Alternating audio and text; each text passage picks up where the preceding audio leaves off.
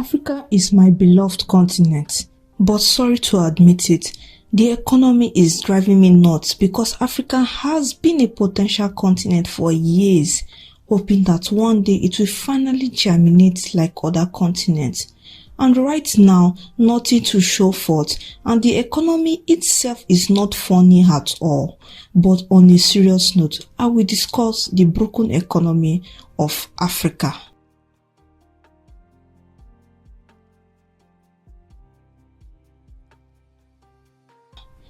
Africa is not a single story. It comprises of 54 countries with widely different fortunes. Yet across the continent there is a common, painful and stupid pattern, which are the strong headlines about growth and resources, and a daily reality for millions that looks like stagnation, insecurity and rising bills.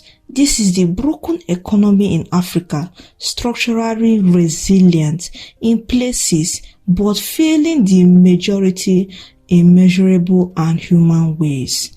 But when you look at Africa's notebook, the region's economy is slowly recovering, which the sub-Saharan Africa's growth is forecast to edge up to about 3.7% in 2025, which will make me to nod my head to say that it is a sign of improvement, but it is still not enough to keep pace of the population growth or to erase the poverty scars of the last decade. The poverty rate in Africa is mad like hell, and if you don't know, I am telling you now.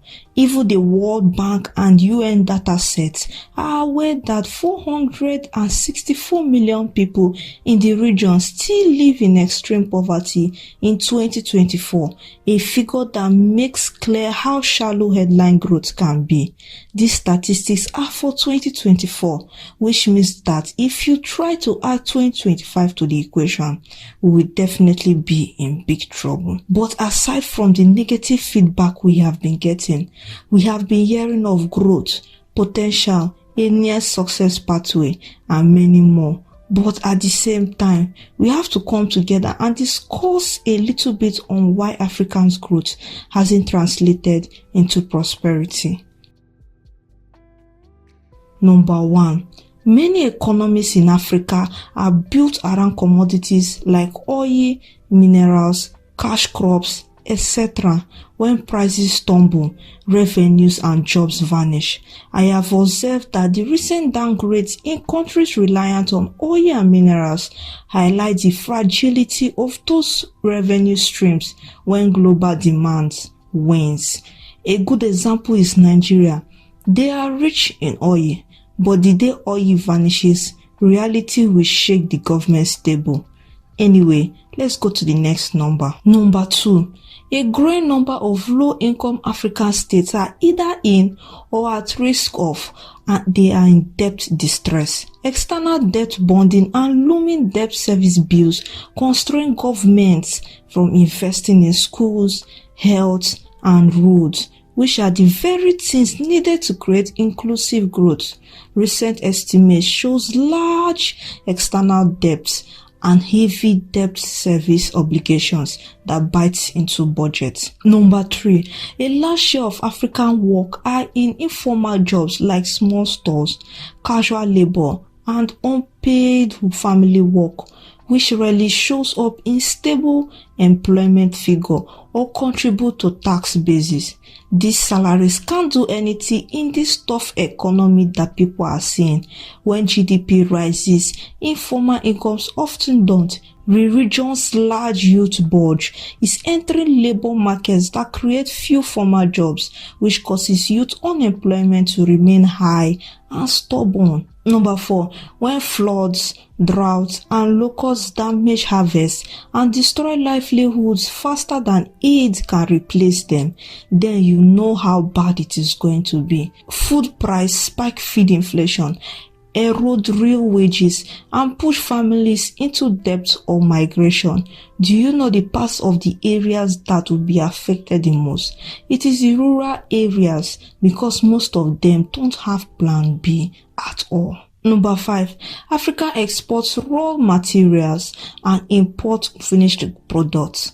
That structural position means most value added and most profit will be accrued abroad, limiting the continent's ability to industrialize and create good jobs.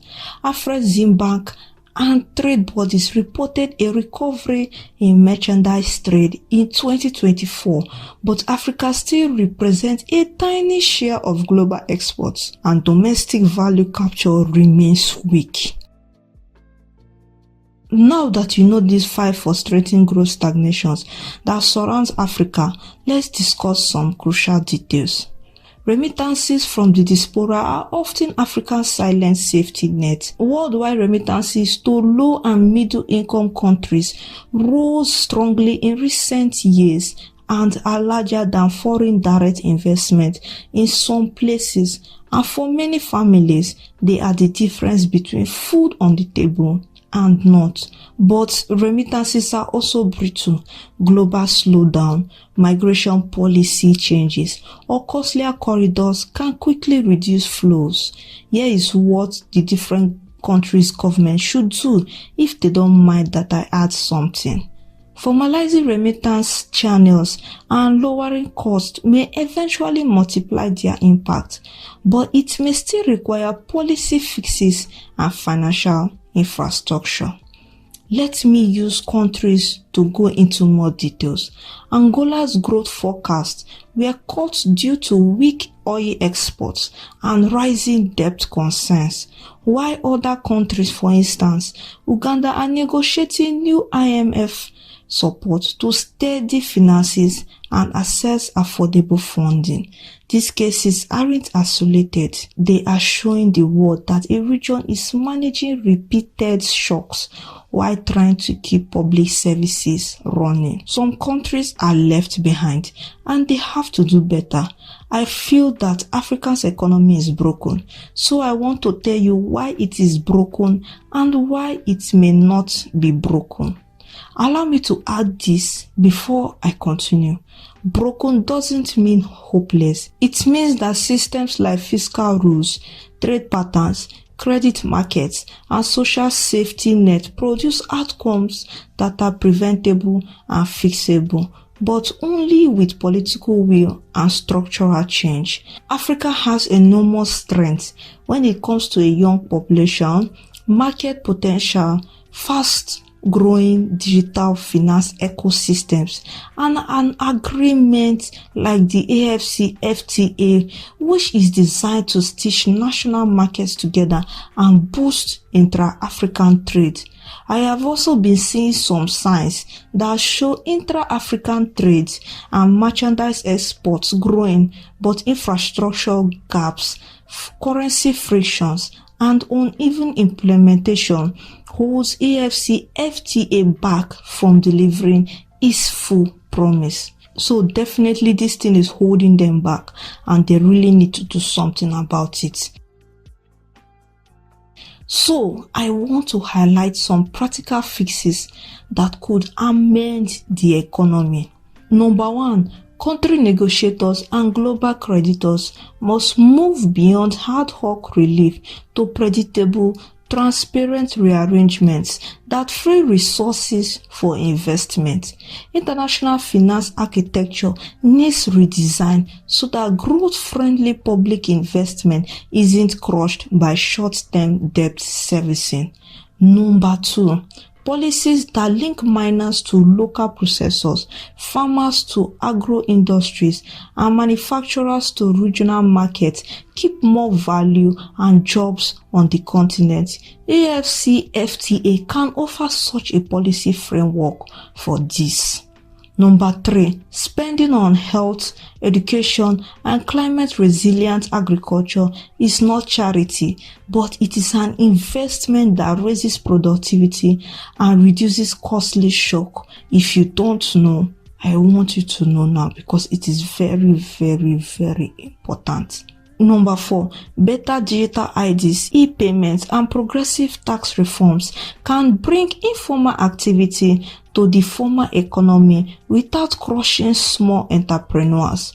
But I have an issue with this one, because if Africans start paying tax and the government cannot give an account of what they use the tax money for, then Africans should buckle up for what is to come, which is going to be the worst. When I talk about fixing the economy, remember what is at stake. Parents who can't pay school fees, youth who can't find a decent job, and clinics that run out of medicines. The broken economy in Africa is not a single failure, but many small failures stacked up together in governance, finance, trade structure, and priorities. The path to repair is messy and political, but also technical and practical. With smarter debt policy, deeper regional markets, cheaper remittances, and bold investment in people and infrastructure, growth can finally translate into dignity for millions.